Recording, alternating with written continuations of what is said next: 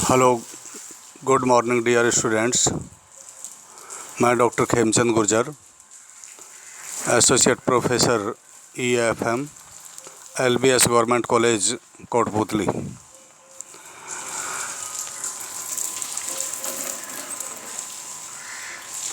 इससे पहले वाले व्याख्यान में हमने वित्तीय प्रबंध के रेशियो एनालिसिस के प्रॉफिटेबिलिटी रेशियो, लाभदायकता अनुपात से संबंधित ग्रॉस प्रॉफिट रेशियो, सकल लाभ अनुपात के बारे में चर्चा की थी। आज हम उसी कड़ी में परिचालन अनुपात ऑपरेटिंग रेशियो और परिचालन लाभ अनुपात तथा व्यय अनुपात के संबंध में चर्चा करेंगे। परिचालन अनुपात या ऑपरेटिंग रेशियो, ये अनुपात परिचालन लागतों या शुद्ध परिचालन से आय में संबंध स्पष्ट करता है। यह अनुपात संस्था की परिचालन कुशलता का माप करने हेतु ज्ञात किया जाता है।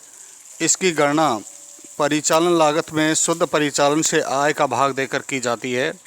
सूत्र रूप में ऑपरेटिंग रेशियो बराबर operating cost upon net revenue from operations into 100, या cost of revenue from operation plus other operating expenses divided by net revenue from operations into 100।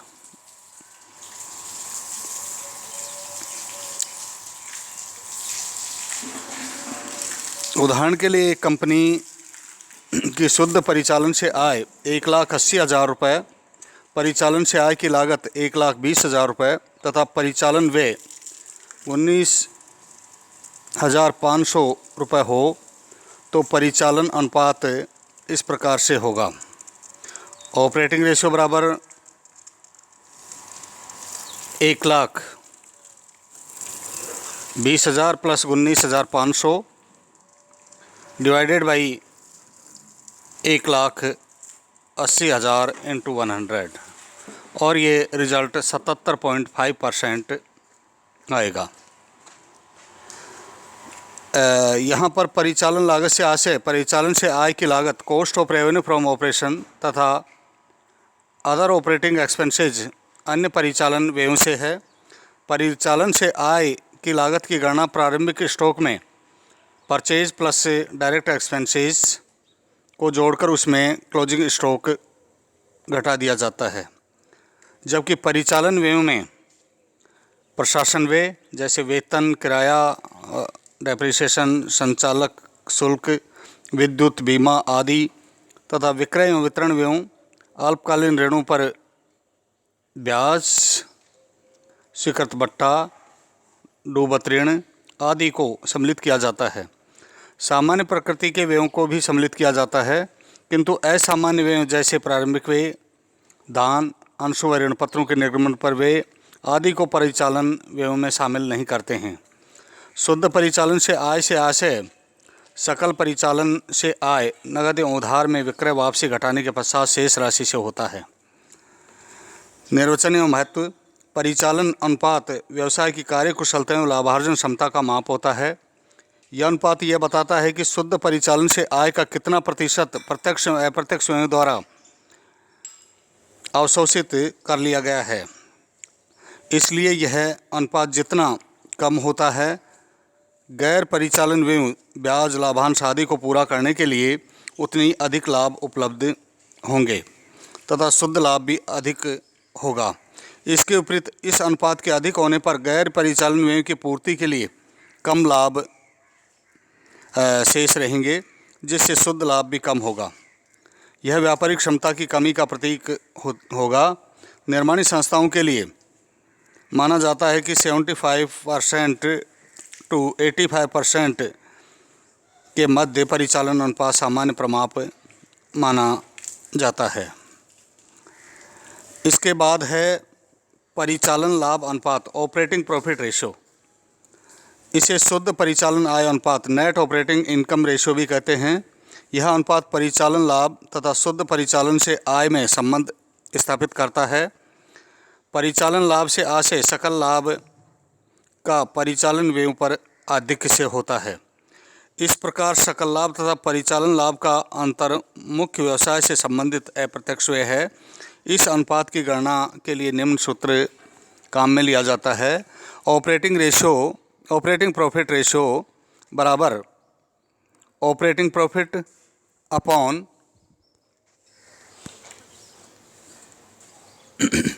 Operating profit upon net revenue from operations into 100 या gross profit minus operating expenses divided by net revenue from operations into 100। परिचालन लाभ अनुपात या परिचालन अनुपात दोनों एक दूसरे के पूरक हैं। अतः यदि इनमें से एक अनुपात को 100 में से घटा दिया जाए तो दूसरा अनुपात ज्ञात हो जाता है।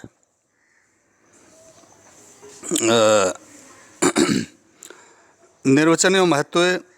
यह अनुपात प्रमुख व्यवसाय की शुद्ध लाभदायकता का सूचक होता है। कुछ संस्थाओं में मुख्य व्यवसाय का लाभ तो बहुत कम होता है, किंतु गौण कार्यों जैसे बैंक जमा व प्रतिभूतियों पर ब्याज लाभांश आदि का लाभ इतना अधिक होता है कि अंत में संस्था का शुद्ध लाभ बहुत बढ़ जाता है। ऐसी स्थिति में परिचालन लाभ अनुपात यह स्पष्ट करता है कि संस्था की कार्य क्षमता कम है। इसलिए यह अनुपात जितना अधिक होगा, संस्था की क्रियात्मक कार्य क्षमता उतनी ही अधिक होगी। ऊंचे परिचालन लाभ अनुपात का अर्थ है कि संस्था न केवल परिचालन से आय की वृद्धि में सफल हुई है, बल्कि वह अपने परिचालन व्ययों को भी कम करने में सक्षम है। परिचालन अनुपात तथा परिचालन लाभ अनुपात में अंतर। नंबर 1 संबंध।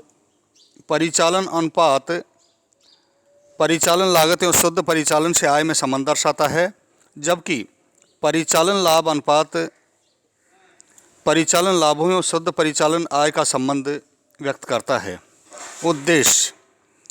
परिचालन अनुपात की गणना का उद्देश्य उत्पादन क्रय एवं विक्रय क्रियाओं की कार्यकुशलता का मापन करना है, जबकि परिचालन लाभ अनुपात का उद्देश्य प्रबंध की परिचालन कुशलता का निर्धारण करना है। व्याख्या। ये अनुपात 100 रुपये की परिचालन से आय पर औसत परिचालन लागत दर्शाता है, जबकि परिचालन लाभ अनुपात 100 रुपये परिचालन से आय पर औसत परिचालन लाभ तथा परिचालन से आय का कितना भाग परिचालन व्ययों के लिए उपलब्ध होता है, ये दर्शाता है। सूत्र। ये अनुपात परिचालन लागत में शुद्ध परिचालन से आय का भाग देकर ज्ञात किया जाता है, जबकि यह परिचालन लाभ अनुपात परिचालन लाभ में शुद्ध परिचालन से आय का भाग देकर के ज्ञात किया जाता है। वे अनुपात।